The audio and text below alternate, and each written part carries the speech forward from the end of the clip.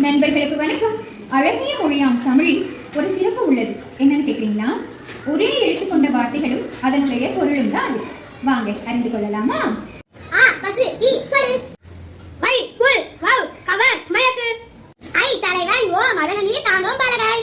நீ முன்னிலை ஒருமை. நே அன்பு. சா இறந்து போ. சி இகழ்ச்சி. வா அழைத்தல். வி மலர். நை இழிவு. நோ வறுமை. மா முகத்தல். யா அகலம். தா கொடு. தி நெருப்பு. மே அன்பு. மை அஞ்சனம். நோ நோய். தை தைத்தல். நா நாவு. மேகன். பை இளமை. தூய்மை. யா கடவுள். து